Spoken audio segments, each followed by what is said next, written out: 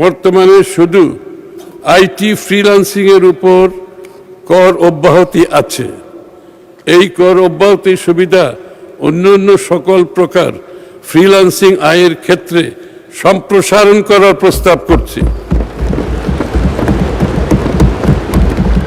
All freelancing, তাদের আর বিষয়টা নাই। এর ফলে ফ্রিল্যান্সাররা তাদের আয় বৈধ পথে ব্যাংকিং চ্যানেলের দেশে আনতে উৎসাহিত হবে।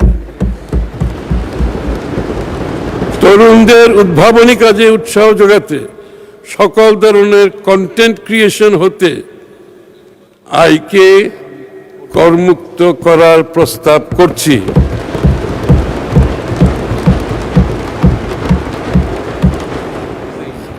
এটা আবার বলবো? এটা আবার বলতে হবে। এটা একটা বিশাল ব্যাপার। আমাদের দেশে যারা কন্টেন্ট ক্রিয়েট করে তাদের উপর যে ধরনের আয় কর ছিল সেটা সম্পূর্ণভাবে উঠিয়ে দেওয়া হয়েছে। কারণ আমাদের দেশের ইয়াং জেনারেশনরা এখানে এত ভালো করছে, এটা দেশের জন্য যেরকম উপকার, তারা বাইরের থেকে প্রচুর বৈদেশিক মুদ্রা নিয়ে আসতে পারবে। তারুণ্যকে প্রাধান্য দিয়ে স্টার্ট আপ, উদ্ভাবনী উদ্যোগ, প্রযুক্তি নির্ভর ব্যবসা এর ক্ষেত্রে টার্নওভার ট্যাক্স 0% করার প্রস্তাব করছে। স্টার্ট আপে কোনো টার্নওভার ট্যাক্স হবে না, থাকবে না। এসএমই উদ্যোক্তাদের 50 লাখ টাকা পর্যন্ত টার্নওভার এবং নারী প্রতিবন্ধী উদ্যোক্তাদের 70 লাখ টাকা পর্যন্ত টার্নওভার হতে অর্জিত আয় করমুক্ত করার প্রস্তাব করছি।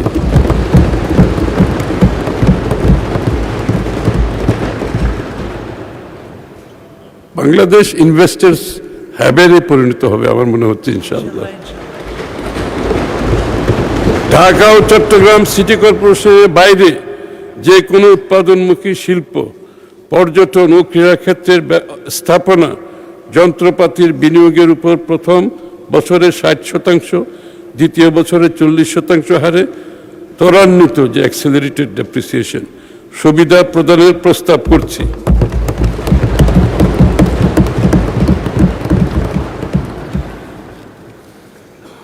মাননীয় স্পিকার, করদাতাদের দাতব্য জনকল্যাণমূলক কাজে দান করাকে উৎসাহ প্রদান করতে কর রেয়াত প্রদানের অংশ হিসেবে স্বাস্থ্য, প্রতিবন্ধী সেবা, ক্যান্সার, অটিজম, ডায়াবেটিস, থ্যালাসেমিয়া ও সামাজিক কল্যাণে নিয়োজিত 11টি জনকল্যাণমূলক প্রতিষ্ঠানের তালিকা অনুমোদনের প্রস্তাব করা হয়েছে। আমাদের লক্ষ্য করের হার বৃদ্ধি নয়, বরং করের ভিত্তি সম্প্রসারণ। এই উদ্দেশ্যে কয়েকটি বাস্তবভিত্তিক পদক্ষেপ নেওয়া হচ্ছে। কর ভিত্তি সম্প্রসারণের জন্য এটা একটা গুরুত্বপূর্ণ। কর ভিত্তি সম্প্রসারণের জন্য খুচরা বিক্রেতাদের কাছে পণ্য সরবরাহের উপর 0.20% অগ্রিম কর সংগ্রহের প্রস্তাব করছি।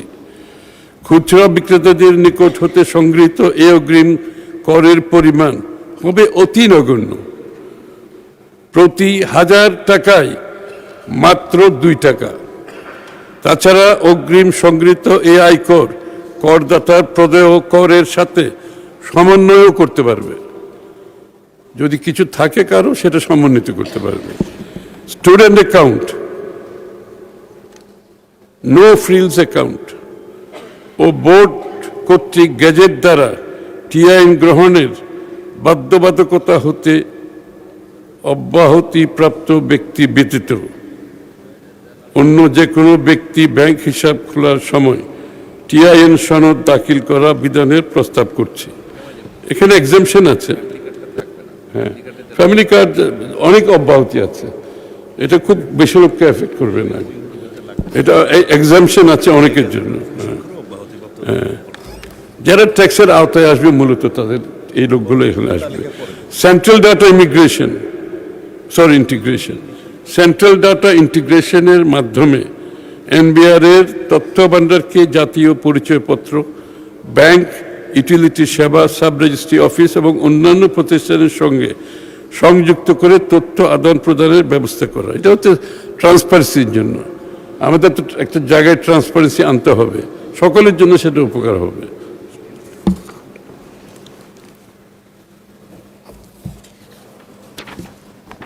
সেরা করদাতা সম্মাননা পুরস্কার। মাননীয় স্পিকার, করদাতাদের যথাযথ সম্মান ও স্বীকৃতি প্রদানের মাধ্যমে সামাজিকভাবে সম্মানিত করা, সকলকে কর প্রদানে উৎসাহিত করার লক্ষ্যে সেরা করদাতা পুরস্কার নীতিমালা 2026 প্রণয়নের উদ্যোগ নেওয়া হয়েছে। এই নীতিমালার ভিত্তিতে খাতভিত্তিক সর্বোচ্চ 22টি সহ মোট 67 জনকে করদাতা 67 জন করদাতাকে সেরা করদাতার পুরস্কার প্রদান করা হবে। এটা খালি আমরা পুরস্কার মানে আগের মতো একটা ভিআইপি কার্ড দিলে এরকম কিছু না, আসলে ওনাদেরকে সামাজিকভাবে জাতীয়ভাবে তাদেরকে সম্মান দেওয়া হবে। এটা আমরা বিস্তারিত বলছি না সময়ের অভাবে। আমদানি রপ্তানি শুল্ক কর। মাননীয় স্পিকার, টেকসই প্রবৃদ্ধি, বিনিয়োগ বান্ধব পরিবেশ ও কর্মসংস্থান সৃষ্টি এবং জনসাধারণের জীবনযাত্রার মান উন্নয়নে 26-27 অর্থ বছরের বাজেটে আমদানি রপ্তানি শুল্ক কর বিষয়ে প্রণীত প্রস্তাবসমূহ আমি আপনার মাধ্যমে এই মহান জাতীয় সংসদে উপস্থাপন করছি। খাতভিত্তিক প্রস্তাবনা, বিনিয়োগ, কর্মসংস্থান ও রপ্তানি খাত, বাণিজ্য প্রসার ও বিনিয়োগ আকর্ষণে মুক্ত বাণিজ্য অঞ্চল প্রতিষ্ঠা। মাননীয় স্পিকার, বাণিজ্য ও বিনিয়োগের প্রসারে বিশ্বের বিভিন্ন দেশের ন্যায় মুক্ত বাণিজ্য অঞ্চল ফ্রি ট্রেড জোন স্থাপনের সুবিধার্থে কাস্টমস আইনে একটি নতুন অধ্যায় সহ কতিপয় বিধান সংযোজনের প্রস্তাব করছি। মুক্ত বাণিজ্য অঞ্চলের অভ্যন্তরে রপ্তানির উদ্দেশ্যে পণ্য শুল্ক কর ব্যতিরেকে আমদানি করে তা সংরক্ষণ, গ্রেডিং, প্যাকিং, উৎপাদন ও প্রক্রিয়াজাত করা সম্ভব হবে। এটা একটা আবার বলি, ক্লিয়ার করি। মুক্ত বাণিজ্য অঞ্চলের অভ্যন্তরে রপ্তানির উদ্দেশ্যে পণ্য শুল্ক কর ব্যতিরেকে কোনো শুল্ক দিতে হবে না।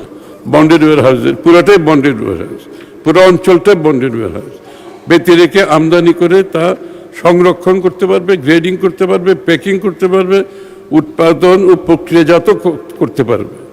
শুধু লোকালি যদি বিক্রি করে সেটা লোকাল ট্যাক্স দিতে হবে। এটা একটা বিরাট ফ্যাসিলিটি, যারা তাড়াতাড়ি ডেলিভারি চায় তাদের পণ্যগুলো নেওয়ার জন্য, ইন্ডাস্ট্রির জন্য, এফিসিয়েন্সির জন্য এটা অনেক ভালো হবে। অফ ডক ও আইসিটি খাতে বিনিয়োগ আকর্ষণ নীতিমালা সংশোধন।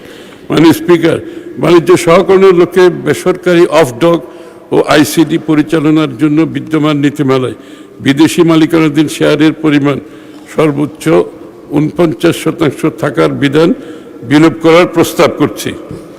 লজিস্টিক্স সেবার মান উন্নয়নের লক্ষ্যে এয়ার কার্গো অপারেটর স্টেশন স্থাপন সংক্রান্ত বিধিমালা প্রণয়ন। মাননীয় স্পিকার, বিশ্বের স্বনামধন্য লজিস্টিক্স কোম্পানি এবং দেশীয় বেসরকারি খাতকে এয়ার কার্গো ক্লিয়ারেন্স সংক্রান্ত কার্যক্রমে সম্পৃক্ত করার লক্ষ্যে এয়ার কার্গো অপারেটর স্টেশন স্থাপন সংক্রান্ত নতুন একটি বিধিমালা জারির প্রস্তাব করছি। এটি বাস্তবায়িত হলে ঢাকা, চট্টগ্রাম, সিলেট আন্তর্জাতিক বিমানবন্দর পর্যায়ক্রমে পূর্ণাঙ্গ লজিস্টিক হাবে উন্নীত হবে এবং ই কমার্স খাতের ব্যাপক প্রসার ঘটবে। বেসরকারি বন্দর ও টার্মিনাল অপারেটর বিষয়ক বিধিমালা, দেশের বন্দর সেবার মান আন্তর্জাতিক পর্যায়ে উন্নীত করা এবং এক্ষেত্রে গ্রিনফিল্ড ইনভেস্টমেন্ট আকর্ষণের লক্ষ্যে বেসরকারি বন্দর এবং টার্মিনাল অপারেটর সংক্রান্ত একটি বিধিমালা জারির প্রস্তাব করছি। দেশে পৌর বিদ্যুৎ উৎপাদনকারী শিল্পের বিকাশে রেয়াতি সুবিধা প্রদান। মাননীয় স্পিকার, নবায়নযোগ্য টেকসই জ্বালানির সবচেয়ে গুরুত্বপূর্ণ নিরাপদ উৎস সৌর বিদ্যুৎ খাতের প্রসার। এই খাত সংশ্লিষ্ট গুরুত্বপূর্ণ উপকরণসমূহ আমদানিতে প্রযোজ্য আমদানি শুল্ক, রেগুলেটরি শুল্ক, সম্পূরক শুল্ক এবং আগাম কর 0% করে একটি নতুন প্রজ্ঞাপন জারি করার প্রস্তাব করছি। এই খাতের ধারাবাহিক ও দীর্ঘমেয়াদী উন্নয়নের স্বার্থে এই প্রজ্ঞাপনটি 30 জুন 2031 পর্যন্ত বলবৎ রাখার প্রস্তাব করছি। অর্থাৎ নবায়নযোগ্য যে আমরা এনার্জি চাচ্ছি সেটাকে পুরোপুরিভাবে সমর্থন করে এই সিদ্ধান্তগুলি নেওয়া হয়েছে। এটা 2031 পর্যন্ত বলবৎ থাকবে, যাতে করে ইনভেস্টররা তারা সিদ্ধান্ত নিতে সহজ হয় তাদের পক্ষে। তবে দেশে এই খাত সংশ্লিষ্ট পণ্যের উৎপাদনকে উৎসাহ দিতে এবং দেশীয় শিল্পের বিকাশে mounting structure, lithium cell, battery pack, battery energy storage system ইত্যাদি পণ্যসমূহের রেয়াতি সুবিধা 30 জুন 2028 খ্রিস্টাব্দের পর প্রত্যাহার করার প্রস্তাব করছি।